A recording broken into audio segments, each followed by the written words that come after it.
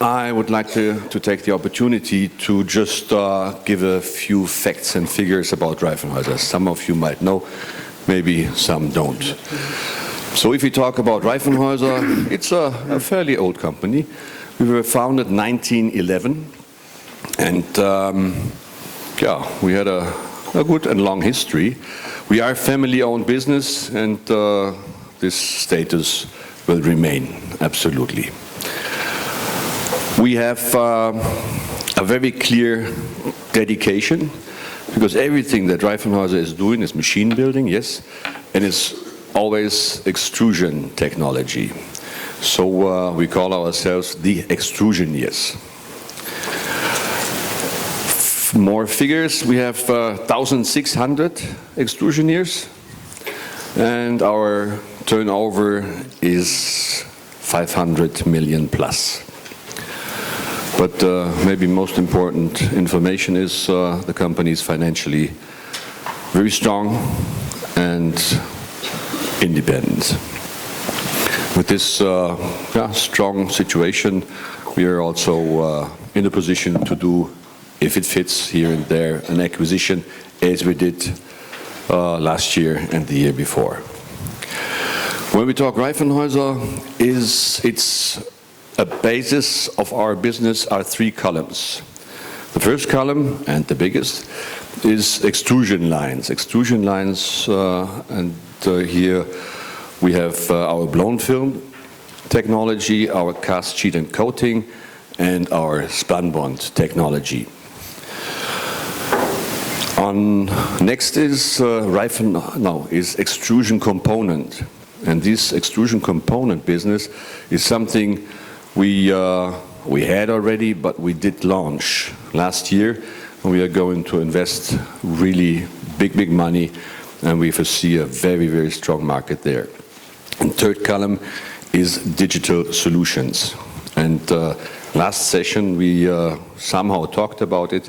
Yes, digital solutions are important for the machine technologies, for the processes, and also for circular economies, because all the information we get during the extrusion process are gathered by best sensors, and nowadays with the computers we really can make out of these states marvelous informations. So and when we talk about research and developments, about projects we are doing, there's a very clear target. Yes, we want to improve our technology, our machines, but recyclability is the main target nowadays. And we have 4 subjects, and we follow the track for either reduce or reuse or recycle or replace. So all what we do is somehow targeting into these subjects. So enough from me. Now I hand over to Tim Pohl. He's the responsible manager for strategic development of the Reifenhäuser Group. Okay. Have fun, boys. Thank you very much, Mr. Reifenhäuser. Yeah, good afternoon, ladies and gentlemen. I brought with me 5 extrusioniers from different business units. First, let me introduce them. You don't need to memorize it. Everything is also written down in the press kit. In case you didn't receive one, there are still some booklets outside in the foyer. So here on the left side, we have Andreas Rösner. Andreas Rösner is responsible for business development in our R&D facility at Reikofil, our non-woven department. Next to him, we have Eugen Friedl. He is head of sales of Reifenhäuser Blown Film. Then is Johannes Müller, managing director of Reifenhäuser Cast Sheet Coating. So the 3 gentlemen here on the left side are the representatives of the extrusion line divisions. And then we have here at the right corner Philipp Neumann, head of sales of Reifenhäuser Extrusion Systems, and Benedikt Brenken, head of business development at Reifenhäuser Digital. As Ulrich Reifenhäuser just said, everything nowadays is focused around plastics and how can plastics be more sustainable. If you look into the newspaper, you will read every day nearly somebody, a brand owner for example, pledging that by 2025 all packaging will be fully recyclable or should have a certain recycling content. So the big question also for us as a company is Reifenhäuser ready for recycling? Let's start with you, Andreas. Is Reicofil ready for recycling? Yes, Tim. So we are using our extrusion know-how for a long time of years now to run a high content of inline recycling. There we can feed back the edge trim directly without pelletizing before. This gives us and our customers more the flexibility to allow for waste-free production. Is there everything? No. With our right-through twin-screw extrusion system, we can also run 100% post-consumer waste from PET bottles. But we're not reducing the product quality. We keep it in the same area as a virgin material. Okay. So this is. So to sum up, for non-wovens, we use post-consumer waste as well as industrial waste. Just to give everybody an insight, can you explain a little bit what is spunbond non-woven compared also to the film industry? Yes, of course. Spunbond non-woven is also a roll good. It consists of highly oriented endless filaments. These filaments are typically 3 times smaller than a human hair, just to give you a figure. And we spin these filaments typically 25,000 per beam.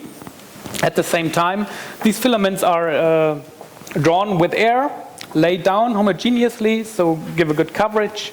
And at the end, these filaments are welded together, rolled up, and this is what finally gives the high tensiles. To compare it with a film, you can say a spunbond has a very high air permeability and a very soft textile haptic. This is also why the main application for a spunbond is a diaper, more or less. And here, to give you a figure of basis weight, we can get down to 8 grams per square meter.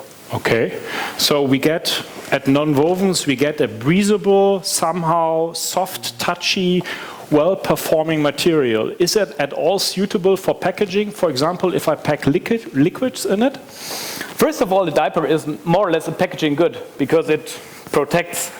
Okay, makes sense. In this case, the environment. But staying in that example, what we can do is combine a non-woven with a film. We can either use a blown film material or cast sheet material, and this can also give the tight packaging. And this, using the example of a diaper back sheet, we can save 30% of raw materials by optimizing that combination. Is there a special technology necessary if you want to save 30% of material? Well, you need a spunbond line. Okay. Yes. But this needs also to be connected with our BICO technology. In this BICO technology, we combine 2 different resins within all the filaments. So, for example, we can run a virgin material in the sheet, and we can run, for example, recycled material in the core. This gives us much more flexibility to design the recipe and to optimize the product. Because in the end, what really counts for our customer is a profitable and reliable production. Okay, so to sum it up, we have a fiber which is 1/3 of the diameter of a human hair, and in the center you have recycling material, and at the outside there's virgin material, which is then in contact, for example, to the body. So this is really the great new thing at Reicofil. But what is the film industry doing? Are you ready for food packaging, Eugen? Yes, we are. But the big question is, how do you achieve a recyclable packaging? And in theory, it's very easy. You just need to reduce the number of different materials that you combine to create a packaging, and you're basically there. But in reality, it's not that easy at all.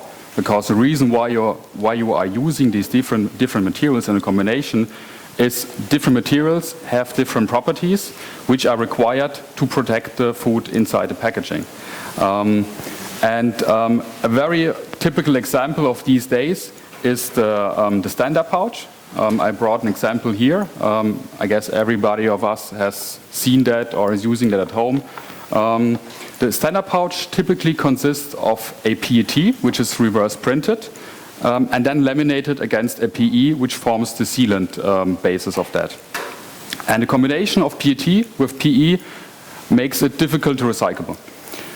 Therefore, we have been working at Reifenhäuser in replacing the PET part of that packaging with a PE. And this PE is monoaxially stretched or oriented and can therefore easily replace the PET because you can achieve similar properties like with a PET when you are mono-orienting the PE. And how do you do it? What type of machines do you use to do that? We have achieved that utilizing the Ultra Stretch. Ultra Stretch is our inline MDO. Due to the position of the MDO at the haul-off, so at the top of the machine, which is the earliest position in a blown film line where you can apply a stretching to a film, we are overcoming the typical issue with a stretched PE, which is difficulties with the sealing. Because in our case, we are stretching the film much earlier.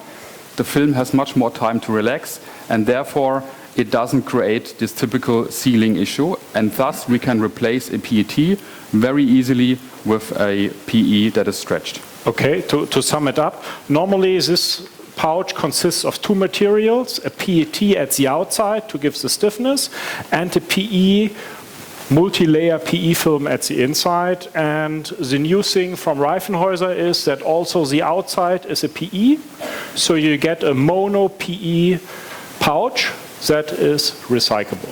And very important as well is that when this film goes into converting, so into the packing process, the film can be used with the same performance like the regular PET. As a matter of fact, the PE that's being stretched is also pretty easily printable because that's very often something, or the main advantage, or one of the main advantages of PET, but in this case we can pretty easily replace it and have the same performance when it comes to the filling or packing process. Okay, thanks a lot. So that's for blown film. Johannes, at cast sheet coating, what solutions do you have for barrier food packaging? Well, first of all, I think the approach replacing materials with some that go hand in hand for recycling is a great idea. But yet we still have products. I think we all like to enjoy our cup of coffee freshly packed in capsules around the world. You know, many years ago you could have a great coffee in Italy or in Colombia. Today you can have it anywhere in the world thanks to these little capsules here. But to keep it fresh, there has to be some functional area in there, some functional layer, which is barrier. And barrier so far was a problem because it was not recyclable. So actually we have now a problem because those caps are, what you're saying, not recyclable. They used to be not recyclable, and yet as of today they are not. That's true, because it's different materials. Okay. There's no replacement possible at these days. So we need another approach. And here. what do you have a solution for that? So the answer is not replace. The answer is reduce. Okay, and how do you do that? The critical barrier functional layer is reduced from over 10 to 15% down to 5% or less, still maintain the functionality, but yet be considered a single or a mono material. Okay, so you reduce the functional layer by more than 50%. How Correct. do you make sure that I always have a good barrier layer all around my film? That's the good question, because once the barrier layer is not there, this packaging is worth nothing. And to ensure this, we have a new technical solution that controls the barrier layer inline. It measures it, controls it, adjusts it, down to a perfect level. Do you have a name? What is it called? It's called RycoFeed Pro fully automatic adjustable feed block, and the benefit of it is a closed loop system.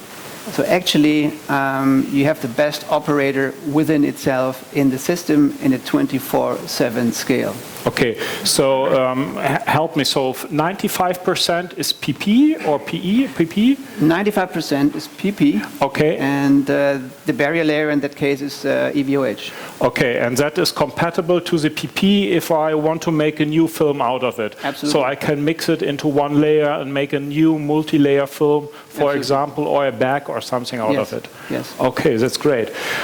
This is a nice example because when I talk to family and friends, they don't like so much plastics and plastic packaging, but what they love is biodegradability. So they'll say, why don't you make it biodegradable? If by accident that ends up in the environment, it doesn't harm anybody. Yeah, and the biological aspect is great. That's what we need. But on top of this, of course, our customers are entrepreneurs. They have to make money. Okay. So by reducing, of course, the critical, very expensive EVOH, in that case EVOH layer, the customers also benefit of a big savings. By reducing the layer, controlled, they save several €100,000 every year. And actually biodegradable, is it the future? Eugen, what do you think? Is that material compared, we talked about price of such a cap, is that material of the future? Well, besides the hot topic of recycling fossil materials, there's also a parallel trend going on towards biomaterials. As a matter of fact, in some European countries, legislation is enforcing the use of biomaterials in some application fields. A very prominent example are the fruit bags that you can get in supermarket to pack the fruits if you go shopping. The biggest obstacle for this development are two things. Number one, the price. We're talking about a 4 times more expensive material when we look at biomaterials compared to a conventional PE, for example. And the other side is the fact that biomaterials do not have the same strength like a conventional PE. So you would need to run more material to come to the same result. But as you said, there is a law, so there must be biodegradable bags for fruit packaging. So do you have a technical solution to make it work? Yes, we do. Similar to the Ultra Stretch, which we are using for replacing the PET, we have a Ultra Flat Plus, which follows the same principle and the same concept of using the first heat, stretching the film at the first position on top of the tower and the takeoff, but we don't apply a stretching like 400, 500% like in the case for PET replacement. It's just 50%. So we're starting with a 12 micron thickness and we end up with 8 micron of a fruit bag.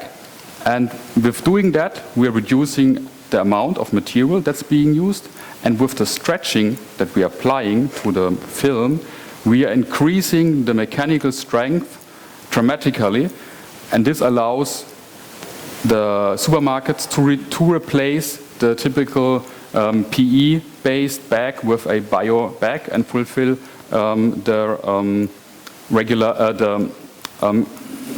regulations that enforce to use a biomaterial in these applications. So I have 2 questions for you. Is that ultra stretch, ultra flat technology where you stretch after the laydown or where the films merge? Is it patented? That's the first question. And the second question is, how many lines have you sold, or do you sell those lines? Are you successful with the technology? First of all, yes. Both technologies are patented. The principle of stretching the film right behind the nip roller and before the turner bar that is typical, which is a typical system in a blown film machine, is patented by Reifenhäuser. So this applies for Ultra Stretch as well as for Ultra Flat and Ultra Flat Plus. In the European countries where the legislation is requiring to use these bio-based bags, we have been tremendously successful, and Reifenhäuser is the main supplier to most of these film producers out there. Okay, that's great.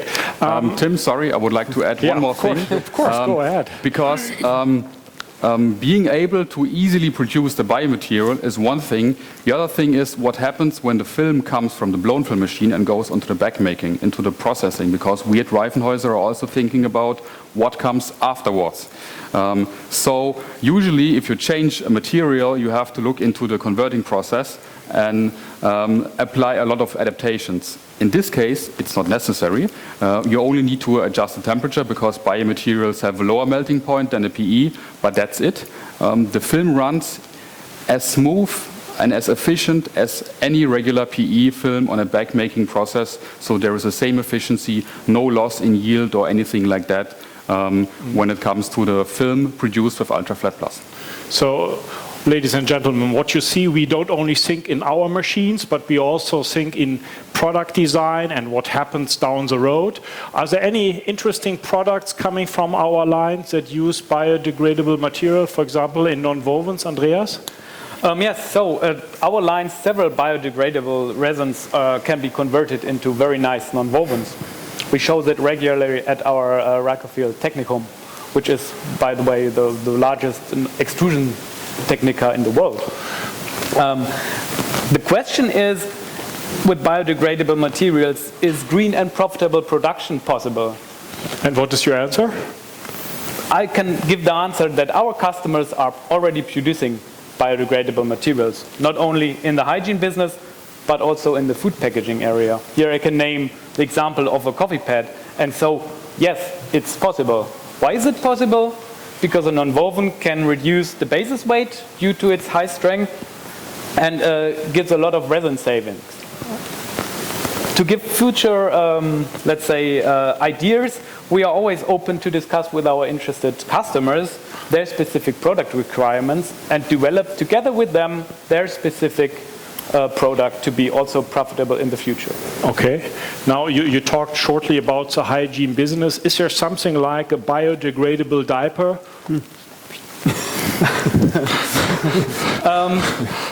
Well, the question is, are we able to produce the required raw goods on our lines? And yes, we are. We are ready to show the capability of our technology to interested customers, and we can also produce some test rolls to go in the diaper production. But we also have to take into account the feedstock. So where is the material coming from, and how much material do we put in? And is, in the end, the carbon footprint of such a diaper really better than from the today's solution? Because, to be fair, this is quite a clever solution so far. Okay.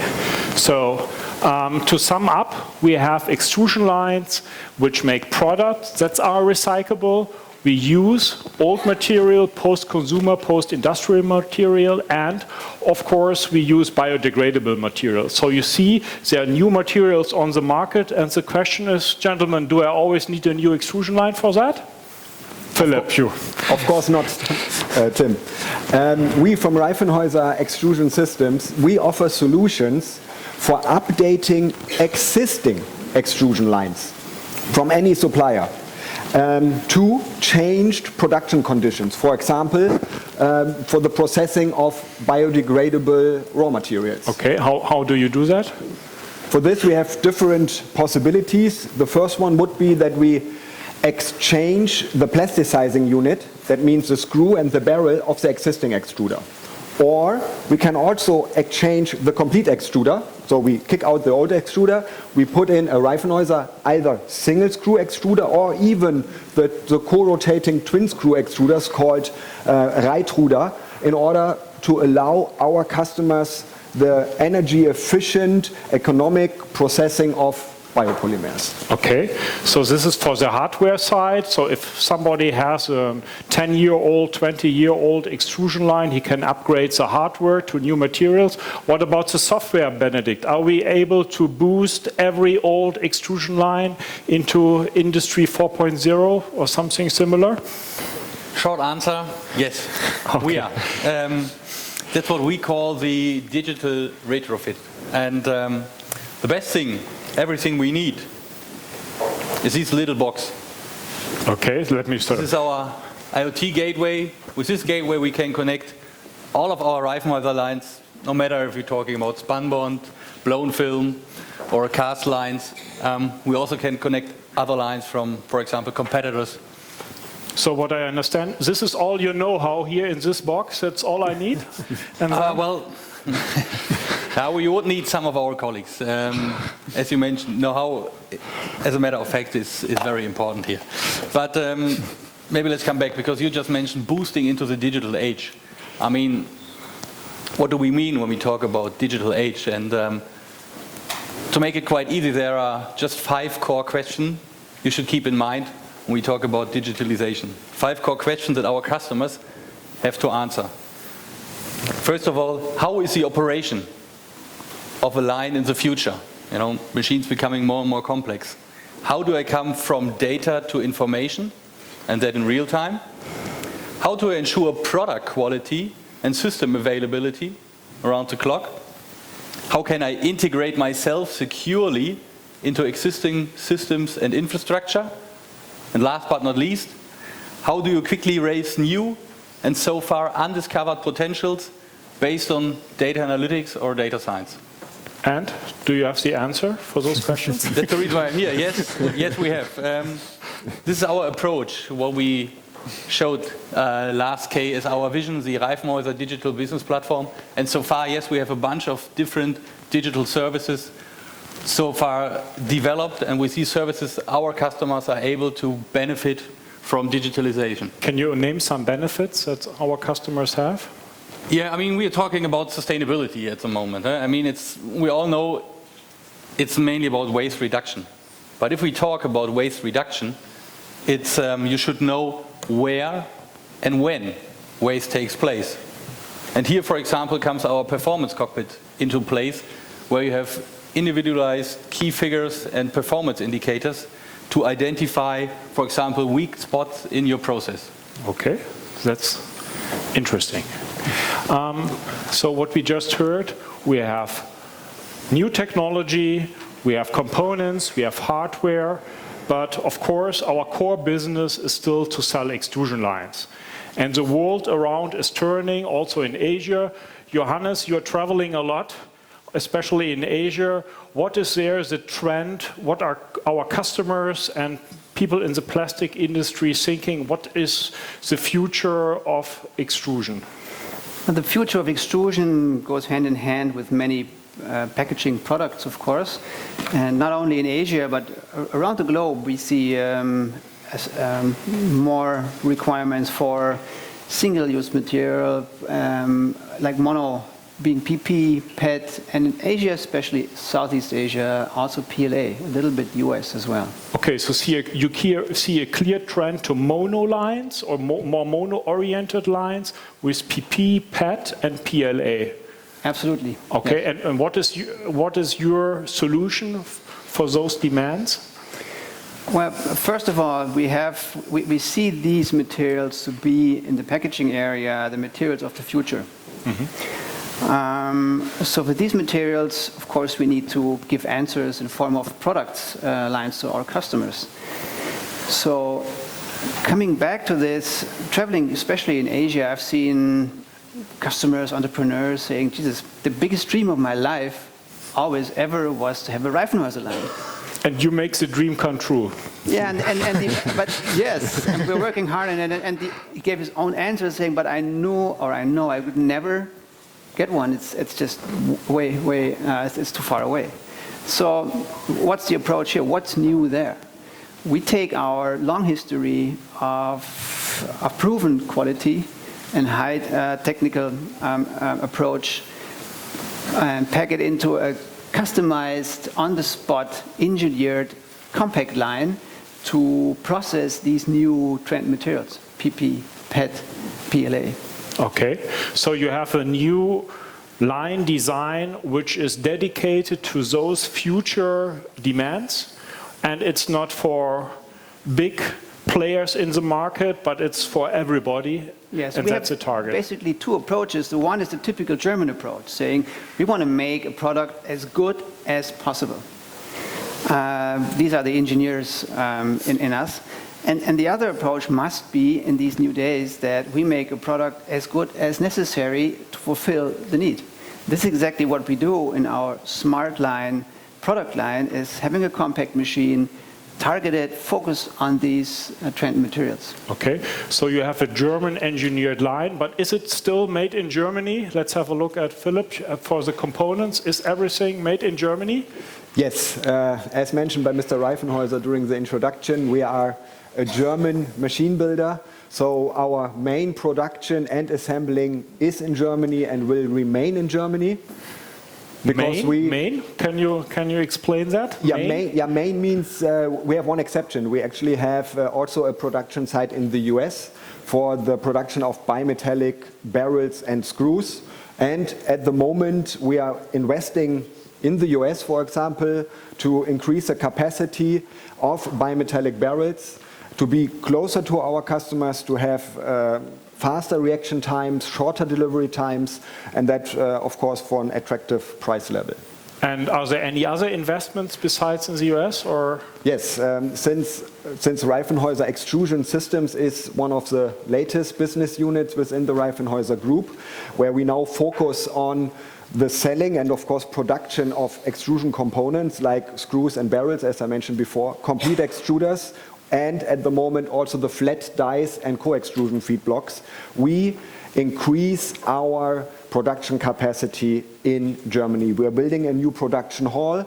We are investing into the latest production machinery, and all this, as I mentioned before, to be closer to our potential customers, who have faster delivery times and also attractive prices. Okay. Talking about your customers, I assume that 80% of your turnover you do with those three divisions here. Is that correct? No, actually it's not correct. It's more vice versa. We do 20% of our business is in-house. 80% of our business is with external companies. There can be plastic processors, that means extrusion line users or injection machine users, but there can also be competitors of the Reifenhäuser Group. That means other extrusion line manufacturers or injection molding machine manufacturers. They are using our components already. But at this point, I have to interfere just very shortly.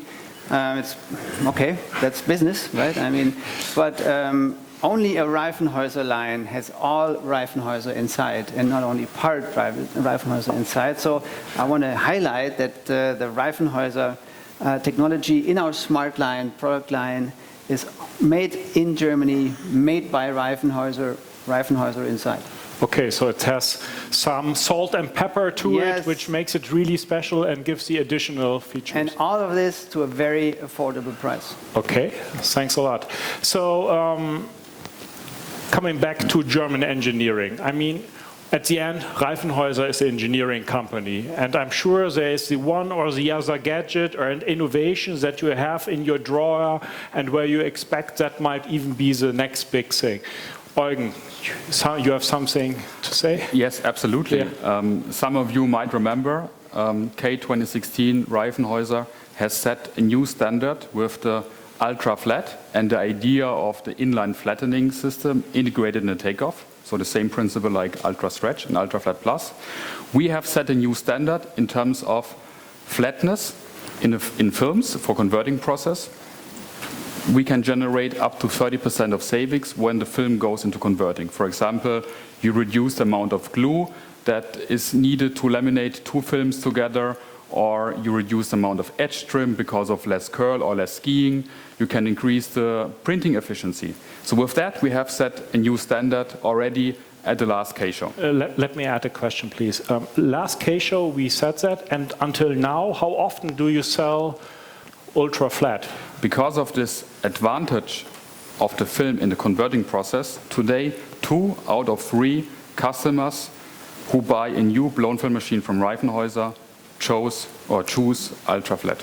And what is the reaction from the market? What is the feedback that you get? That's a tremendous amount of ultra flats in the market. Those who have ultra flat, they are somehow into trouble because their customers accept only the films coming from the machines that have ultra flat because of the better flatness and the better performance in terms of converting. So the market demand for this flatness improved film is growing, and in order to help our customers also to promote these films, we have introduced the ultra flat film label, which gives our customers a marketing advantage of positioning this film, and it has become a brand name throughout the world. People know what they're talking about when we talk about ultra flat films. So, but if I have an ultra flat film in my hands, how do I ensure that this film is really ultra flat? That's a really good question, because until today there is no standard that exists that defines what is a flat film. And there's also no way how to measure it, but we are changing this. Okay, 2019, Reifenhäuser has developed a measurement system that allows our customers to inline measure, understand what's the flatness of the film, and precisely adjust the flatness to the optimum level. Okay, so suddenly we have a solution for measuring flatness and then the possibility to precisely adjust it and to control it. So this means our customer has always the best operator because he knows exactly what he adjusts on the machine. And this forms the basis for our next development step, which is going to be the closed loop circuit. Okay. Johannes. That's the point, the closed loop circuit. And I think this is a perfect example of the Reifenhäuser group synergies. Because we just got done, our engineers realized this closed loop system from measuring, adjusting, controlling in a closed loop 24/7 with a patented Rycofeed Pro feed block. So the package is there.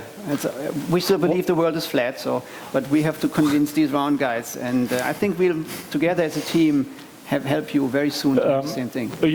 Johannes, to be precise, what exactly are you controlling? We're controlling, as we talked before, the critical barrier layer, which is has to be under a certain amount percentage-wise, and B is very expensive. And this is the barrier layer we can control. So far, you could just measure the film. Now we can measure the film within the film, so each individual layer can be controlled, can be measured, controlled, adjusted to the minimum level. Okay. In closed loop, 24/7, always the same quality. Yeah. Okay, that's interesting. You're talking a lot about controls, digital things. I assume, looking at Benedict, do you work together with him? Yes, actually, of course we do. I mean, that's one of our benefits that we have within the Reifenhäuser group. I mean, when we talk about digitalization, digital solution controlling, it's bringing all these know-how together, from machinery, from engineering, from automation. This guy works everywhere. Exactly, bring it all in the box, from process engineering up to digitalization. And this is one of our benefits, so that we can develop solutions together for our customers and together with our customers. Okay. So, ladies and gentlemen. But there's one thing, because you just... Okay, sorry. I mean, when we just talk about digitalization, because you asked for one of the game changer. And one point I really have to emphasize is what really will change the game is the data science, the data analytics. I mean, what does it mean? When we talk, for example, about quality prediction, well, it actually means preventing waste before it even occurs. And this will have a lot of also effect on economic dimensions. And so this is the reason why this will definitely change the way of the production of the future. Okay, thanks a lot for that statement. So this was our press sorry, Tim, conference. sorry. One more. Go ahead. Very important, which we have not mentioned yet, all of what we have been talking about will be available in our laboratory at the K-Show. Some of you might remember Reifenhäuser is doing the open house events during the K-Show. So all of that we have introduced here will be available during our open house days at the K-Show. Okay. And to make life a little bit easier for you, everything what just has been said is here on that USB stick. Yeah, so you see different press releases regarding all those topics that we just shortly presented, so you can refresh it or even get in contact with one of those guys who would be very happy to answer the one or the other question for you. But nevertheless, I'm sure there is already a question right now, so please ask your questions, and Ulrich Reifenhäuser is also here, so you can also ask him. Please.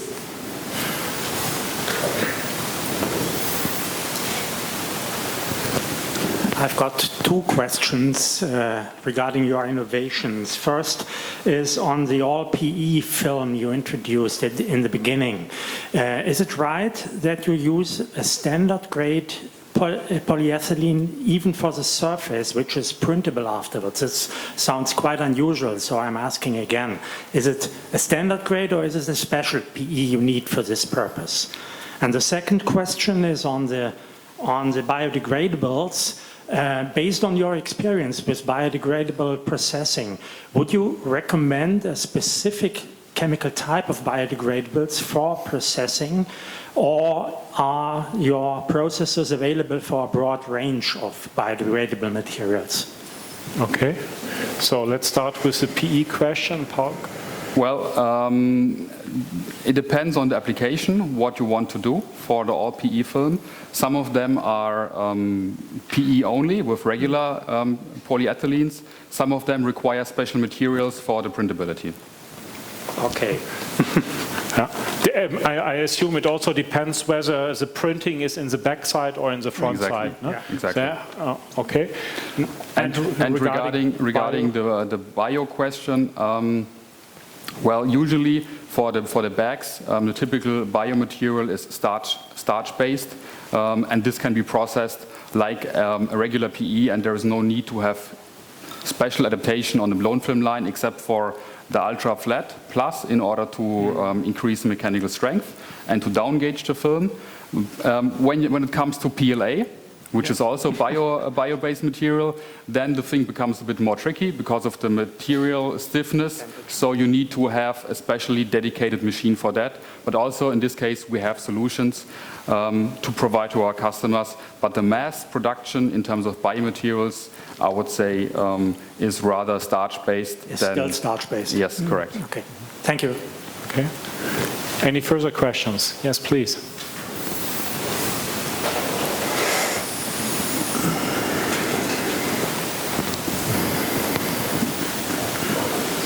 Hello, I'm Vesa Taippo from the Finnish Plastics Association, representing Moviplast magazine. So I would come again to this biodegradable thing. So what is your definition of biodegradable?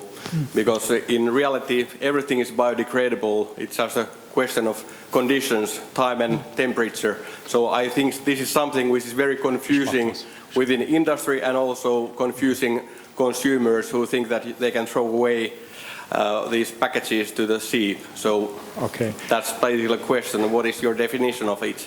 And do you think that should be defined within industry so that everybody's talking the same language? Okay, since I'm responsible for sustainability at Reifenhäuser, I would like to answer it. So that's a tricky thing. Of course, the definition is quite clear. There is a definition. So you say whether it's industrial or whether it's household compostable, decompostable, there's a differentiation, but the consumer doesn't know.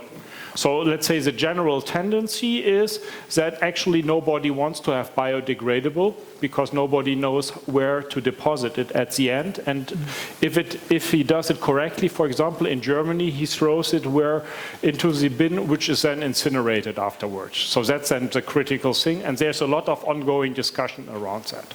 For us at Reifenhäuser, it's actually doesn't matter because our consumers want to produce those products depending on whatever specifications they have, and we have the extrusion lines ready for that, and that's the basic thing behind that. We started processing PLA 15 years ago when nobody was thinking about it, and they already developed the screws and barrels and things like that. So for us it's not a big issue, it's more than the thing what actually is the market demand.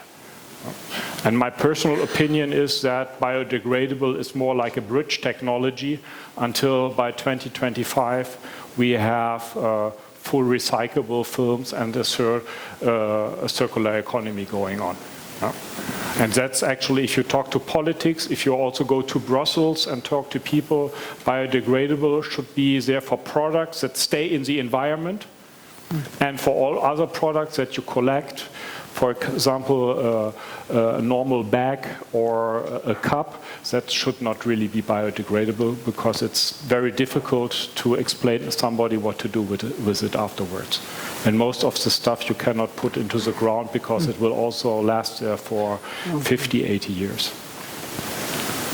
Did that answer your question? Not exactly. Okay.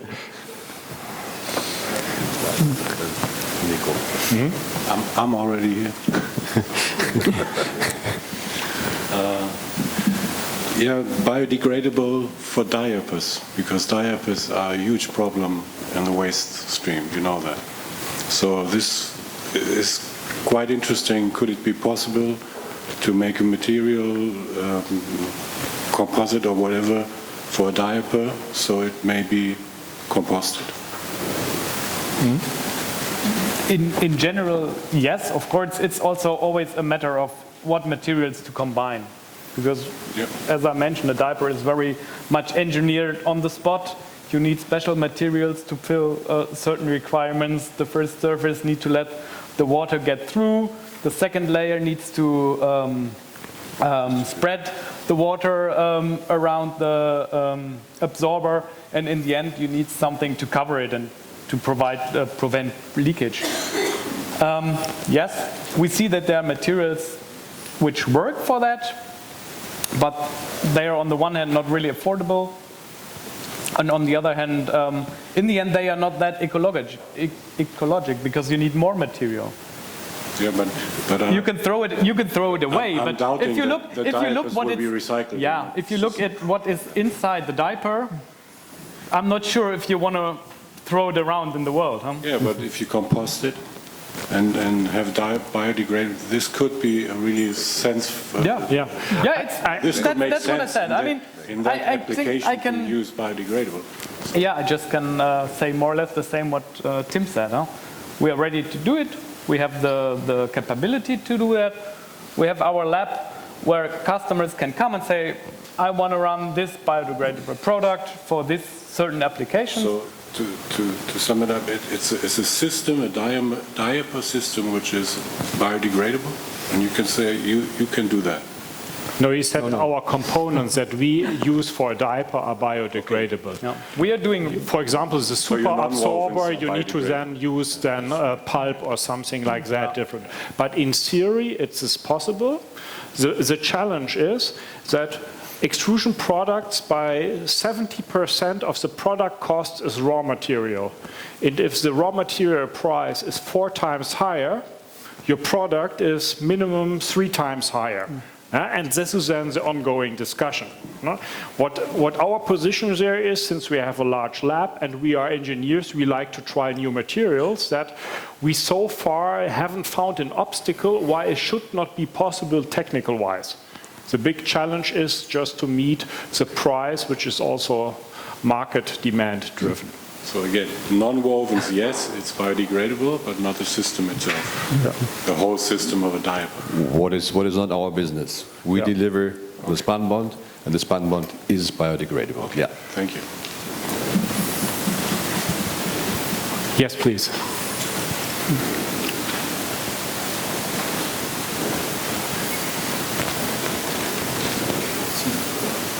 Thank you. My name is Laura Flores from Tecnología del Plástico for Latin America.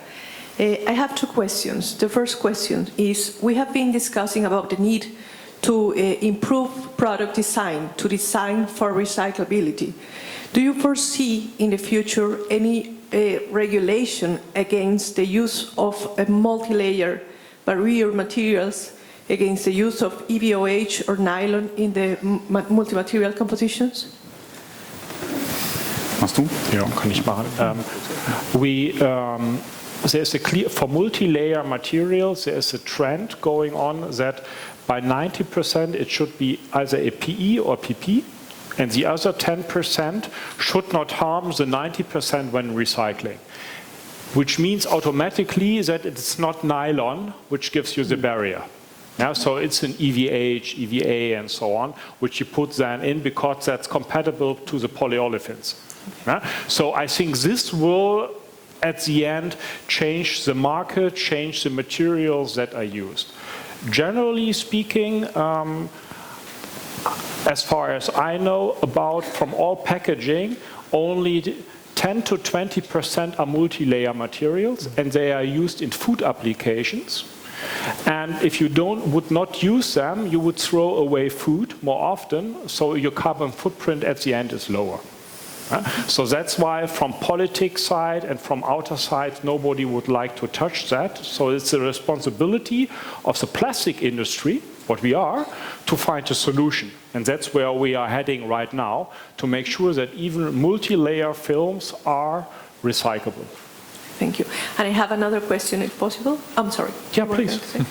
I remember Mr. Reifenhäuser was saying 3 years ago that Industry 4.0 adoption amongst the industry was a process. I remember you said it was going to take us some years to really see the result of the 4.0 implementation in the industry. How are we right now in this process? Would you say we are up to 30 or 50% adoption or implementation? Well, he's looking over to me, so I guess it means. Well, hard to say where we are, because what we figured out, we have a lot of different types of customers who are at a different level. What we will show at KE Show, we have a couple of lines, a couple of customers connected to our platform, as I mentioned, first customers who are using our solutions, and so what we choose that they will explain about the benefits. And so when you come to the KE Show, we will have some of our customers who can explain in detail what are the benefits that they already realized. I remember what I said. And the target is the intelligent machine. And this is like the North Star. Will we ever reach the North Star? No. But we know the way, and we know the way is right. And the machines are much more intelligent now. They are not completely standalone, but they have functions nowadays what they had 3 years ago. And in 3 years, you can ask me the same question, there will be more functions. And it seems to be more intelligent. So it's a long way. Thank you. Okay. And one answer to the barrier. Johannes said to you that the 5% is the real solution for that. And if you reduce the barrier, yes, functionality goes down. But I think we have to compromise. And in the session before, I said before it was only functionality and price. Now it has to be the AAA argument, recyclability. So why not reduce the barrier to, let's say, 4%, and reduce the shelf life from 5 months to 2 months? What is good enough? Buy less cheese and eat faster. So then this is also circular economy. It's not only functionality, not the best.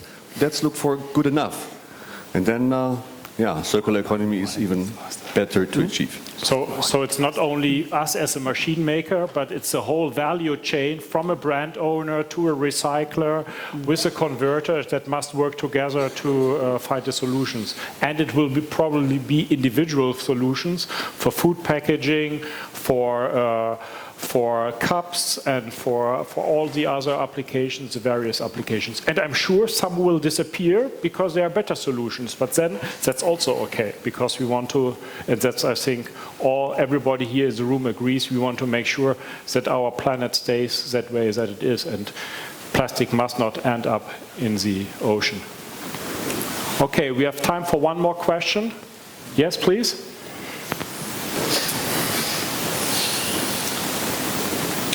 Are you in position to fully control production process online?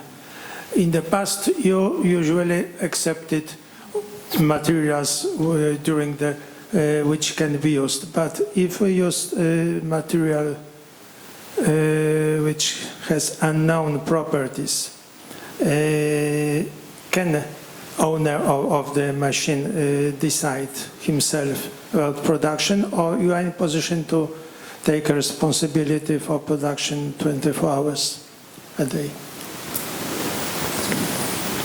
Yeah. In future, well-trained techniques will not be available. So we must be prepared that standard workers will work on these machines.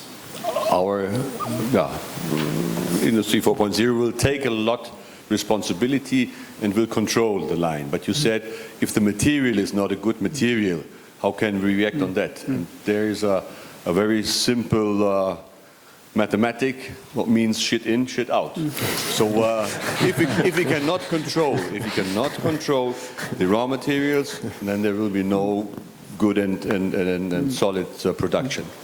Concerning the machine, yes, he has some good ideas, solutions, how to control, how to react on variations in pressure, in heat, in whatever the sensors tell us what is not good enough, and then the machine reacts itself. Yeah, this we can The raw provide. material from recycling can vary from one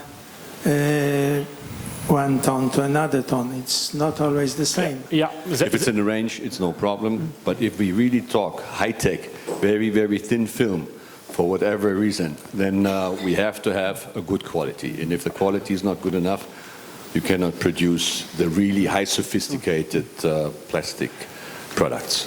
So we do an inline quality control, since our machine detects whether the quality is good or not good enough, and then it will react and give a signal.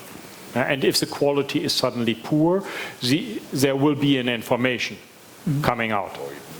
And the line will stop, for example, or will run at lower speeds, and these are the solutions they are working in. But if it's really polluted material of a poor quality, then the line will shut down. That's actually something that is not new for us. For example, for bottle flakes, that's a standard thing, that you need to have a certain grade of bottle flakes in order to be able to make a very thin sheet out of it. So that is something that we are used to handle. It's just perhaps now another material, but this is something that we are also going to present, how to make a film out of a film when you go to the K Fair. Thank you. Okay, so thank you very much. That was the Reifenhäuser press conference, and if there are any questions, you're welcome to ask them later or by phone. Bye-bye. Thank you. Thank you.